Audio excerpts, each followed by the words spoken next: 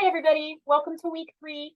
I just wanted to take a few minutes to go over the agenda with you so that you will understand the lessons and assignments that are in store for week 3. Go ahead and take a look here. Obviously, the first thing you'll need to do is take the week 3 attendance quiz. Once you take that quiz, you'll then have access to the lessons and assignments for the week. Keep in mind that the questions on the week 3 attendance quiz come from the material that we covered in week 2. But once you have submitted that quiz, you'll then see the lessons underneath. The first item you'll see under the quiz is a brief review of week 2. Then we have our first main lesson of the week, and that is on sentence sense, which is the 4th step in writing. So remember, in week 2, we covered the first 3 steps. Step 1 was point, step 2 was support, and step 3 was coherence. Step 4 is sentence sense. So here in that lesson, there is a brief PowerPoint that I will go over in the video, and then I provide a link to the PowerPoint under the video. The next main lesson is on grammar and mechanics, but as you can see, that main lesson is broken down into several mini lessons. The first mini lesson is on useful words for grammar and mechanics. It's not really learning anything specific about how to certain types of errors or how to fix certain types of errors.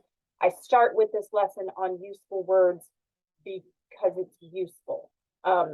It's just different categories of words that we sometimes forget how they function and what effect they have on sentences. And having that brief reminder can be very helpful when it comes to understanding some of the other errors that we're going to talk about and how to fix them. So I go over a handout in that video, and then I provide a link to the handout below the video.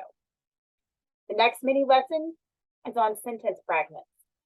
This is a very common error in student writing, so I highly suggest that you take a look at that mini lesson for sure. I go over the handout in the video, and I provide a link to the handout. Make sure that you are at least looking at the handouts for all of these lessons. And then if something's, if it seems completely new to you, you're not quite understanding what's going on in the handout, definitely then watch the video where I go over the handout. Again, sentence fragments, that one is a very, very common error. The next mini lesson is on run-on sentences and comma splices. I highly suggest every single student watch that video and go over that handout because it is the most common error in student writing, and it is often an error that students are completely unaware of. They've never really even heard of, maybe they've heard of a run-on sentence, but they've never heard of a comma splice, which is a type of run-on sentence, and it's such a common error. So I really do highly suggest that you watch the video and look at the handout for that lesson specifically. The next mini lesson is on eliminating ineffective writing. Again, I go over the handout in the video and provide the link to the handout below the video. Then we have modifiers. I'll go over the handout in the video and I provide a link to the handout below it. And then we have sentence combining. So probably want to watch that video as well. Looking at the handout might be okay, but I really think that seeing it in action is a little better. So, again, for all of those mini lessons, depending on your skill level, you might be fine to simply look at the handouts, and just see what I'm talking about in that written portion. And then if needed, maybe watch whatever videos you need to watch. So it might be something like, you understand sentence fragments already. You might just need to take a look at the handout as a refresher. Maybe you don't need to watch that video. You get to run-ons and comma splices though, and you're like, this is new. I'm not quite sure about this.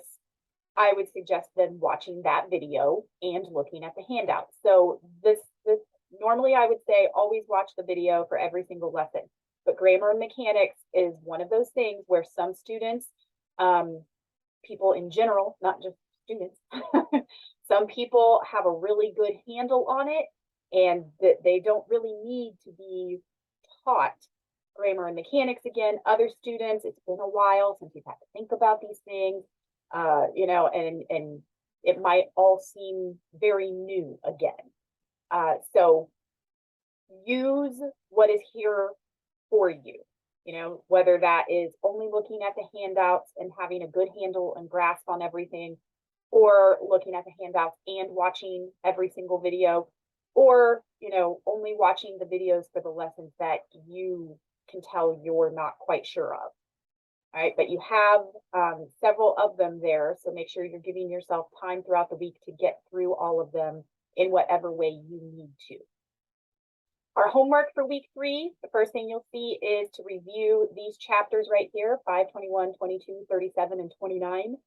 Those are just more practice with those grammar and mechanics lessons, you know, more exercises to look at if you need that extra help.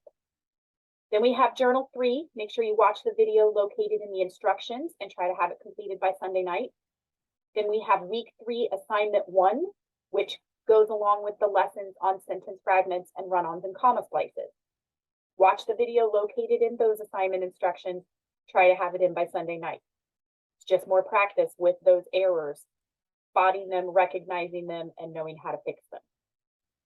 Week 3 assignment 2 is on revising for style. That's where you'll work a little more with the lesson on eliminating ineffective writing, modifiers, and sentence combining. So watch the video in those instructions and try to have that one in by Sunday night as well. Then, of course, we have our week 3 discussion. You can watch the video located within the prompt. Try to have your first post up by Thursday night so that everyone has plenty of time and options to choose from to respond to 2 classmates by Sunday night. The week 3 discussion will remain open during week 4, but remember, if you're posting to it during week 4, it's only for 50% credit. So definitely do your best to have the week 3 discussion completed in full by this Sunday night so that you don't lose out on those easy points. All right, so that's it for week 3. If you have any questions or run into any problems as you're working through the lessons and working on the homework assignments, definitely reach out. Otherwise, you're free to go ahead and get started.